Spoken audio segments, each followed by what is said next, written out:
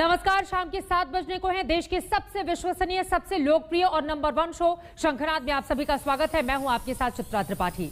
हालात कैसे भी हों, पाकिस्तान की फितरत नहीं बदलती है। दहशतगर्दी, आतंक उसकी रगों में दौड़ रहा है। दुनिया कोरोना से जंग लड़ रही है, पाकिस्तान आतंक की साजिश पर साजिश रचे जा रहा है। दुनिया वैक्सीन तैयार कर रही है, लेकिन पाकिस्तान साजिश के ड्रोन तैयार कर रहा है, जिस तरह से आप मेरे ठीक बगल में देख रहे हैं। लेकिन पाकिस्तान शायद ये भूल जाता है कि उसके हर साजिश का जवाब हिंदुस्तान के पास, भारत के पास है। कश्मीर में सेना के एक्शन से पाकिस्तान बौखलाया हुआ है। ऐसे में अब वो ड्रोन वाली साजिश रचने में लगा हुआ है, जिसे फेल करने का हिंदुस्तान ने बना लिया है पूरा का पूरा प्लान। इस रिपोर्ट में देखिए।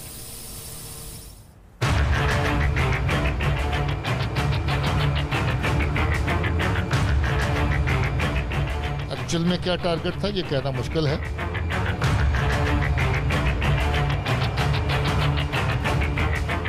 जहां भी हमारे ऐसे इस्टेब्लिशमेंट हैं वहां सुरक्षा के अचूक इंतजाम हो रहे हैं।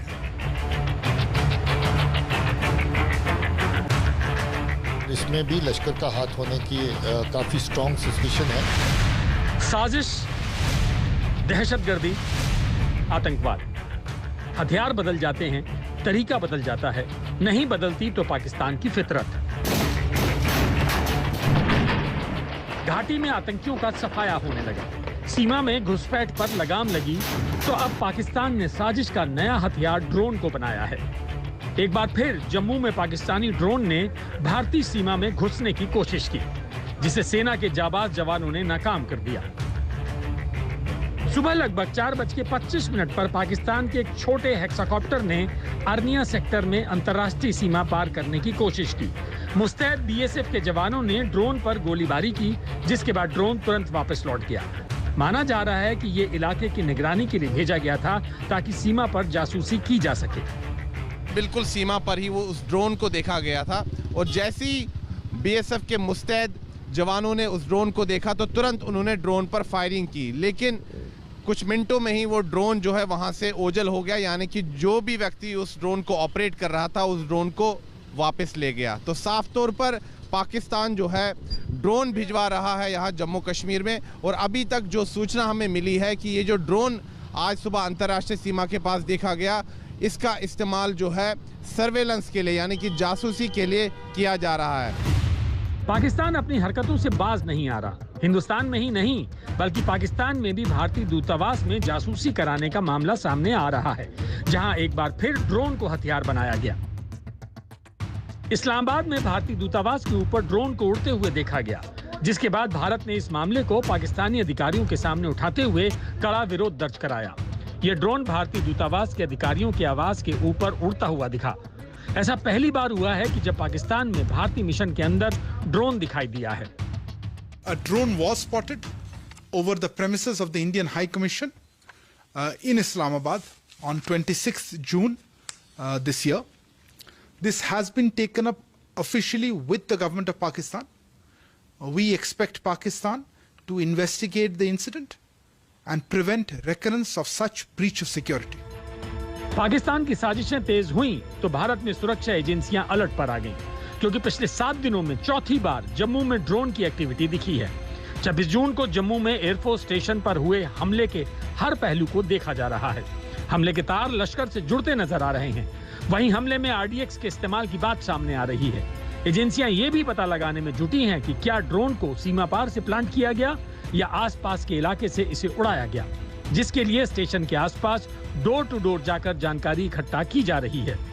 अभी तक की जांच हुई है, उससे ये लगता है कि जो दोनों ही धमाके हुए काफ़ी पावरफुल थे, और कोई हाई ग्रेड एक्सप्लोजिव मटेरियल, जिसके पहले भी हम बता चुके हैं कि आरडीएक्स होने के जो सबूत मिले हैं, उसमें नुकसान काफ़ी बड़ी तादाद पे हो सकता था, मगर अच्छी बात है कि इस तरह का नुकसान नहीं हुआ है। ये लॉन्च पार से हुआ है। पुरानी लॉन्चिंग जो हुई ड्रोन की, जिसमें आईडी, एक्सप्लोजिव वेपन, बाकी चीज़ें इस तरफ लाई गई, वो भी पार से लॉन्च हुई थी। उनका भी संबंध मोस्ट ऑफ द केसेस में लश्कर के साथ था, एक आध केस को छोड़ के जिसमें जैश ए मोहम्मद की सौटी भी आई थी। सूत्रों के मुताबिक पिछले कुछ दिनों में सरहद के आसपास 9 बार ड्रोन उड़ते देखे गए। पाकिस्तान की ड्रोन साजिश पर नकेल कसने के लिए बीएसएफ ने ड्रोन हंटिंग टीम तैयार की है। ड्रोन पर नजर रखने के लिए दिल्ली में कंट्रोल रूम बनाया है। सरहद पर तैनात होगा एंट्री ड्रोन सिस्टम। सूत्रों के मुताबिक आईएसआई ने सरहद के अपनी तरफ एक ड्रोन स्टेशन बना रखा है। पिछले कुछ महीनों में कई ड्रोन देखे गए थे। बीएसएफ ने पिछले दिनों एक ड्रोन मार भी गिराया था। कुछ जम्मू कश्मीर के पुलिस के लोगों ने इन प्रयासों को निष्फल किया, लेकिन अभी हाल में जो जम्मू में घटना हुई है उसको सुरक्षा एजेंसियों ने गंभीरता से लिया है और जहां भी हमारे ऐसे इस्टेब्लिशमेंट हैं वहां सुरक्षा के अचूक इंतजाम हो रहे हैं और मैं उम्मीद करता हूं कि इस खतरे से निपटने में हमारी सुरक्षा एजेंसियां पूरी तरह सक्षम हैं और समर्थ हैं। वहीं ड्रोन हमले के मामले में एनआईए की टीम फुल एक्शन में नजर आ रही है, जो साजिशों के तार जोड़ने की कोशिश कर रही है। सेना और एनआईए के जो आला अधिकारी है वो वायुसेना स्टेशन के अंदर गए थे। जांच जारी है और अभी उनका काफिला जो बाहर निकल रहा है, तो जांच का दायरा बढ़ाया जा रहा है। हर पहलू पर जो है जांच लगातार जारी है, चाहे एनआईए हो चाहे मिलिट्री इंटेलिजेंस हो, सभी जो है जांच में लगे हुए हैं। हालांकि जो गृह मंत्रालय है उसने जो है जांच का जिम्मा जो है एनआईए को दिया है, लेकिन उसके बावजूद बाकी एजेंसियां भी जो है जांच में जुटी हुई है और एनएसजी जो है यहां पर तैनात है। उन्होंने एंटी ड्रोन सिस्टम को भी यहां पर इंस्टॉल किया है। मामले की गंभीरता को देखते हुए गृह राज्य मंत्री किशन रेड्डी जम्मू के दौरे पर हैं, जहां वो हालातों का जायजा ले रहे हैं। जम्मू के एयरफोर्स स्टेशन में 27 तारीख के ड्रोन हमले के बाद अब केंद्र सरकार ड्रोन के नियमों में बदलाव करने जा रही है, जिसे लेकर 15 अगस्त तक ऐलान किया जा सकता है। इसके अलावा एंटी ड्रोन तकनीक पर भी काम किया जा रहा है। 29 जून को पीएम मोदी की रक्षा मंत्री राजनाथ सिंह, गृह मंत्री अमित शाह और उड्डयन मंत्री हरदीप सिंह पुरी के साथ बैठक में यह फैसला किया गया। यानी पाकिस्तान की साजिश के इस नए हथियार से निपटने के लिए भारत ने पूरी तरह से कमर कस ली है, जहां दहशतगर्दी को करारा जवाब देने की तैयारी है। दिल्ली से गीता मोहन, पौलमी शाह के साथ जम्मू से सुनील जी भट्ट, आज तक। जम्मू में पाकिस्तान लगातार ड्रोन की साजिश रच रहा है, जहां पिछले 7 दिनों में चौथी बार ड्रोन देखा गया है। कब कब दिखा है ये ड्रोन, आइए ग्राफिक्स के जरिए आपको बता देते हैं। 26 जून को एयरबेस पर आतंकी हमला रचा गया। जम्मू में ड्रोन वाली साजिश किस तरह से लगातार पाकिस्तान की नाकाम हो रही है, लेकिन 26 जून यकीनन पहली बार इस तरह का मामला सामने आया। उसके बाद देखिए 27 जून को कालूचक में मिलिट्री बेस पर दिखा ड्रोन, जिसके बाद सुरक्षा एजेंसियों के कान खड़े हो गए और उसके बाद से लगातार तफ्तीश पूरे मामले में की गई। अगली तारीख आपको बताते हैं 28 जून, और यहां पर सुंजवान मिलिट्री स्टेशन पर दिखा ड्रोन। जम्मू में ये ड्रोन वाली साजिश जो तारीखों के हिसाब से इस वक्त हम आपके सामने रख रहे हैं, और यकीनन इसने सुरक्षा एजेंसियों की परेशानियों को और ज्यादा बढ़ा दिया है। वहीं 2 जुलाई को अरनिया सेक्टर में ड्रोन नजर आया, और ये एक बहुत बड़ी चुनौती इस वक्त हमारे सुरक्षा कर्मियों के सामने है, लेकिन लगातार आतंकवादियों की इन साजिशों को नाकाम करने की कोशिश में हमारे जवान लगे हुए हैं, मुस्तैद हैं। इन सब के बीच एक और भारत की जाबाज सैनिक ड्रोन वाली साजिश को नाकाम करने की पूरी मुमकिन कोशिश कर रहे हैं, मुस्तैद हैं। तो वहीं दूसरी ओर घाटी में आतंकवादियों की सफाई का काम भी काफी तेजी से चल रहा है। पुलवामा अटैक में सेना को बड़ी कामयाबी मिली है। आतंकवादियों में से एक पाकिस्तानी है। पुलवामा एनकाउंटर में अपडेट्स हम आपको दिखा रहे हैं। करीब 12 घंटे तक चला है एनकाउंटर। वहां की तस्वीरें भी अपने आप में काफी ज्यादा महत्वपूर्ण। क्रॉस फायरिंग में सेना का एक जवान शहीद हुआ है।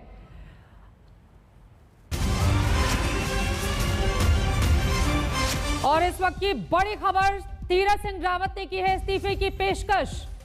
तीरथ सिंह रावत उत्तराखंड के मुख्यमंत्री, नए नवेले हाल ही में बने थे, लेकिन उन्होंने इस्तीफे की पेशकश की है। उत्तराखंड मुख्यमंत्री पद से इस्तीफे की पेशकश की है। आपको बता दें कि लगातार पिछले कुछ दिनों से यह खबर बनी हुई है। बीजेपी अध्यक्ष को बकायदा उनकी ओर से चिट्ठी लिखी गई है। उत्तराखंड में 6 महीने के बाद उत्तर प्रदेश के साथ ही चुनाव होने हैं। अभी हाल ही में वहां पर मुख्यमंत्री बदला गया, लेकिन अब तीरथ सिंह रावत ने इस्तीफे की पेशकश कर दी है। दरअसल उनके कामकाज के तरीके को लेकर कहा यह जा रहा है कि बीजेपी के भीतर ही असंतोष की स्थिति थी। हिमांशु मिश्रा हमारे संवाददाता जुड़ चुके हैं ज्यादा जानकारी के साथ। तीरथ ने बकायदा चिट्ठी लिखी है, क्या कुछ कहा गया है इसमें? उपचुनाव ना होने का हवाला दिया है और क्या जानकारी मिल रही है हिमांशु? देखिए, तीरथ सिंह रावत ने जो अपनी चिट्ठी लिखी और उसमें इस्तीफा देने की बात उन्होंने कह दी है। इसका मतलब यह है कि वो गवर्नर से मुलाकात करके इस्तीफा दे देंगे कल। लेकिन बड़ी बात यही है चित्रा कि उन्होंने जो जिक्र किया है, उन्होंने कहा कि आर्टिकल 164 के तहत जो है उन्हें 6 महीने के अंदर विधानसभा का सदस्य बनना चाहिए था, लेकिन आर्टिकल 151 के तहत जो है अगर 1 साल से कम समय रहता है तो वहाँ उपचुनाव नहीं कराए जाते हैं। इसीलिए संवैधानिक संकट पैदा ना हो पार्टी और सरकार के सामने, इसीलिए वो अपने पद से इस्तीफा देना चाहते हैं। तो मतलब साफ है कि जो तीरथ सिंह रावत है वो अब इस्तीफा देंगे और नया कोई विधायक जो है वो मुख्यमंत्री की कमान संभालेगा। तो एक चीज ये है, और दूसरा उनका जिस तरीके का पिछले कुछ दिनों में कामकाज रहा या कुंभ के मेले को लेकर जिस तरीके की टेस्टिंग को लेकर कंट्रोवर्सी हुई, उन्होंने ये कहा था जो टेंडर हुआ था वो मेरी सरकार के टाइम पे नहीं हुआ था, उस वक्त जो है मुख्यमंत्री त्रिवेंद्र सिंह रावत थे। हाँ। तो ये तमाम चीजें तो है ही है, लेकिन सच में संकट ऐसा था, चुनाव आयोग को अभी फैसला करना था, चुनाव आयोग क्या इलेक्शन कराना चाहता है या नहीं कराना चाहता। उससे पहले ही तीरथ सिंह रावत ने अपने इस्तीफे की पेशकश, लेकिन क्या इसको एक सामान्य प्रक्रिया, चूंकि वो संवैधानिक नियमों का हवाला देकर इस्तीफे की पेशकश कर रहे हैं, बकायदा बीजेपी अध्यक्ष जेपी नड्डा को उनकी ओर से चिट्ठी लिखी गई है, लेकिन क्या बात सिर्फ इतनी सी है? और भारतीय जनता पार्टी इतनी बड़ी, देश की सबसे बड़ी पार्टी है, उसको पहले से इस बात का अंदाजा रहा होगा कि जिसको भी मुख्यमंत्री की कमान हम सौंपेंगे उसको 6 महीने के भीतर चुनावों में जाना होगा।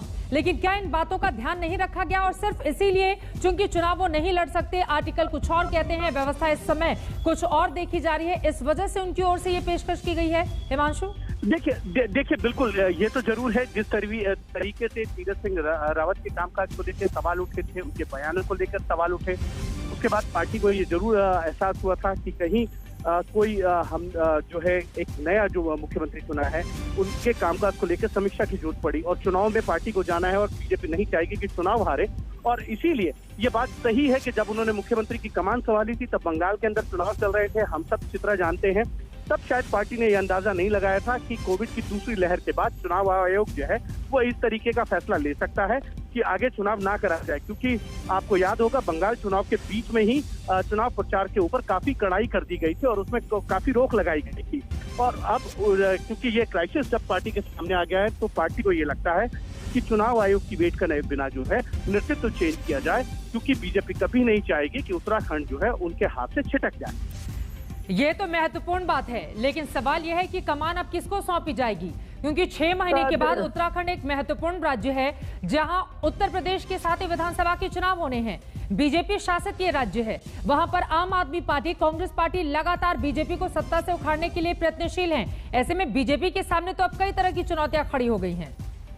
देखिए बिल्कुल बीजेपी के सामने दिक्कतें हैं कि नया चेहरा कौन होगा, पुष्कर धामी होंगे या धन सिंह रावत होंगे या त्रिवेंद्र सिंह रावत को दोबारा पार्टी बनाएगी। अब देखना यह है कि बीजेपी को फैसला लेना है, क्योंकि 3 महीने बाद ही पार्टी के सामने एक ऐसा संकट आ गया है कि एक नया नेतृत्व खड़ा उनको करना पड़ेगा। और अब जब चुनाव में 6 महीने का समय रह जाए तो ये जरूर संकट की बात है, क्योंकि नए नेतृत्व के साथ बीजेपी को चुनाव में जाना होगा और जो फैसले लिया जाएगा वो बहुत महत्वपूर्ण होगा, क्योंकि पार्टी ने एक फैसला लिया उसमें शायद पार्टी सही से कवर अप नहीं कर पाई और इसीलिए अब नेतृत्व चेंज करना पड़ रहा है पार्टी को, भले ही संवैधानिक संकट को की दुहाई देते हुए करना पड़ रहा है कि चुनाव आयोग ये कहता है कि 1 साल से कम समय अगर रहता है तो वहाँ उपचुनाव नहीं हो सकते हैं, क्योंकि अभी 2 सीटें वहाँ खाली हैं, गंगोत्री की और इंदिरा हृदयेश की मृत्यु के बाद हल्द्वानी की सीट खाली है। लेकिन क्या सच में बनी रही हिमांशु हमारे साथ, दिलीप सिंह राठौर भी हमारे साथ जुड़ चुके हैं और इस वक्त की सबसे बड़ी खबर लगातार जो दर्शकों को हम दिखा रहे हैं, तीरथ सिंह रावत ने इस्तीफे की पेशकश कर दी है। इसके साथ ही आपको ये भी बताते चले कि अगले सीएम को लेकर विधायक दल की बैठक में फैसला लिया जाएगा और जानकारी ये मिल रही है कि मौजूदा विधायक ही अगला मुख्यमंत्री बनेगा। आपको बता दें कि बीते 3 दिनों से लगातार तीरथ सिंह रावत दिल्ली में डेरा जमाए हुए थे। बीजेपी अध्यक्ष जेपी नड्डा से 2 बार मुलाकात भी हुई थी। पौड़ी से लोकसभा सांसद रावत ने इसी साल 10 मार्च को सीएम का पद संभाला था। अपने पद पर बने रहने के लिए 10 सितंबर तक उनका विधानसभा सदस्य निर्वाचित होना संवैधानिक बाध्यता है। प्रदेश में फिलहाल विधानसभा की 2 सीटें गंगोत्री और हल्द्वानी ये खाली थी जहां पर उपचुनाव कराया जाना है, लेकिन राज्य में अगले ही साल फरवरी मार्च में विधानसभा चुनाव होना प्रस्तावित है और उसमें अब बहुत कम बचा हुआ वक्त है। ऐसे में कानून के जानकारों का मानना है कि उपचुनाव कराए जाने का फैसला निर्वाचन आयोग शायद ले नहीं ले, उसके विवेक पर निर्भर करता है और इसी वजह से संवैधानिक नियमों का हवाला देकर अब तीरथ सिंह रावत ने इस्तीफे की पेशकश कर दी है और जानकारी ये मिल रही है कि कोई मौजूदा विधायक ही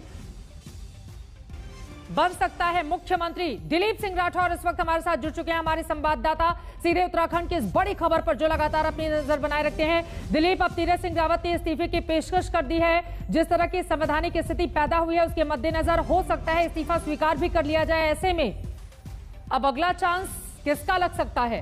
कौन बन सकता है उत्तराखंड का अब अगला मुख्यमंत्री? देखिए चित्रा, अभी थोड़ी देर पहले ही उन्होंने लैंड किया है। अभी तक जो मुख्यमंत्री हैं तीरथ सिंह रावत, उन्होंने अभी तक लैंड किया है और उम्मीद ये जताई जा रही है कि कुछ ही समय के बाद में वो राजभवन पहुंचेंगे और वहां पर अपना वो इस्तीफा सौंपेंगे। गौरतलब है कि जिस तरीके से हालात पैदा हुए हैं उत्तराखंड में, कुछ समय पहले तीरथ सिंह रावत को लाया गया था त्रिवेंद्र सिंह रावत को हटाकर, और उसके बाद अभी से ये हालात हो गए हैं कि 3 महीने के बाद ही मुख्यमंत्री के बदलने की बात एक बार फिर से सामने आ गई है। 3 दिन से दिल्ली में डेरा जमाए हुए थे, चेहरे के भाव साफ बता सकते थे कि वो आखिरकार किस परेशानी में है। लेकिन आखिरकार ये फैसला पूरी तरह से होने वाला है कि जल्द ही एक नया चेहरा प्रदेश को मिल सकता है। लेकिन जिस तरीके से प्रदेश कार्यकारिणी को लेकर हमारे से बात चल रही है उसको लेकर साफ है कि इस बार कोई भी व्यक्ति अगर आता है मुख्यमंत्री पद पर तो वो विधानसभा के अंतर्गत ही आएगा, वो पहले से ही विधायक होगा, कोई बाहर से कोई नया चेहरा नहीं आएगा। चित्रा, मतलब मौजूदा किसी विधायक को ही मुख्यमंत्री बनाया जा सकता है। ऐसे में बड़ा सवाल यह है बीजेपी अब किस चेहरे पर भरोसा करेगी? क्योंकि एक तरफ आपने कहा त्रिवेंद्र सिंह रावत को हटाया गया, तीरथ सिंह रावत लाया गया, अब तीसरा मुख्यमंत्री चुनने की भी बड़ी चुनौती भारतीय जनता पार्टी के सामने है, क्योंकि यकीनन उस चेहरे को लेकर भी उसको जाना होगा। अब सीधे मैदान में हिमांशु से इस सवाल का मैं जवाब ले लेती हूँ। हिमांशु, चूंकि बीते 3 दिनों में तीरथ सिंह रावत लगातार आलाकमान से मुलाकात करके अपनी बातें कह रहे थे और संवैधानिक नियमों को बाकायदा जांचा परखा जा रहा था कि क्या कोई बीच का रास्ता निकल सकता है, लेकिन इस तरह की स्थिति हुई नहीं। सीएम के लिए किन नामों की चर्चा है, जरा वो भी कुछ चेहरे हम दिखा रहे हैं अपने दर्शकों को। हिमांशु, आप बताइए कि दौड़ में सबसे आगे कौन चल रहा है?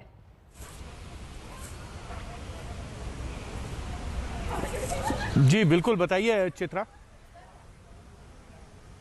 मेरा सवाल हिमांशु आपसे ये है, कुछ चेहरे हम दिखा रहे हैं उत्तराखंड के अगले मुख्यमंत्री के तौर पर, इन नामों पर चर्चा हो रही है इस वक्त, जो जानकारी मिल रही है। दौड़ में सबसे आगे कौन चल रहा है?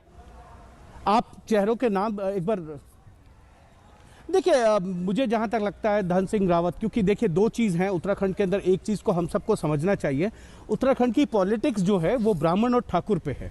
अगर आप किसी ठाकुर को हटाते हैं तो वहां पे आपको राजपूत ही लाना होगा। आप याद कीजिए त्रिवेंद्र सिंह रावत को चेंज करके आप तीरथ सिंह रावत को लेके आए थे, तो अगर तीरथ सिंह रावत को आप हटा रहे हैं तो आपको वहां पर कोई राजपूत को ही जो है वो मुख्यमंत्री बनाना होगा। और अगर आप वहां पे किसी ब्राह्मण को बनाते हैं तो केंद्र सरकार के अंदर आपको जो है वो जो है ठाकुर यानी कि राजपूत को मंत्री बनाना होगा। तो ये सरकार, ये पार्टी को डिसाइड करना है कि किसको मुख्यमंत्री बनाया जाए। लेकिन जहां तक मुझे जानकारी मिल रही है उसमें जो है पुष्कर धामी और धन सिंह रावत इस तरीके के नाम है, क्योंकि अब जो है वो विधायकों में से ही मुख्यमंत्री बनेगा। क्योंकि जिस तरीके का संवैधानिक संकट जो है सरकार और पार्टी के सामने नजर आ रहा है, उसमें अगर ज़्यादा कुछ फेरबदल नहीं करना होगा, कोई सांसद नहीं होगा, कोई दिल्ली से नहीं भेजा जाएगा जहां पे चुनाव कराने की सिचुएशन आ जाए, तो जो मौजूदा विधायक है उन्हीं विधायकों में से जो है नया मुख्यमंत्री बनाना होगा। तो अब यह पार्टी को डिसाइड करना है कि किसको बनाया जाए। लेकिन बड़ी बात यही है कि क्या वहां पे राजपूत ही को हटा के राजपूत को बनाया जाएगा या ब्राह्मण को लाया जाएगा? महाराज का चेहरा इस वक्त बीच में है मंडल में, और इसके अलावा धन सिंह के नाम पर चर्चा। ये बताइए इन दोनों लोगों की क्या स्थिति है मौजूदा वक्त में? देखिए बिल्कुल, सतपाल महाराज एक बहुत पॉपुलर लीडर हैं और मैंने जैसे आपको बताया कि वो जो है राजपूत समाज से आते हैं और उनके बहुत फॉलोअर्स हैं, उनकी एक लोकप्रियता है। वो कांग्रेस छोड़कर बीजेपी में आए थे 2017 के विधानसभा चुनाव से पहले।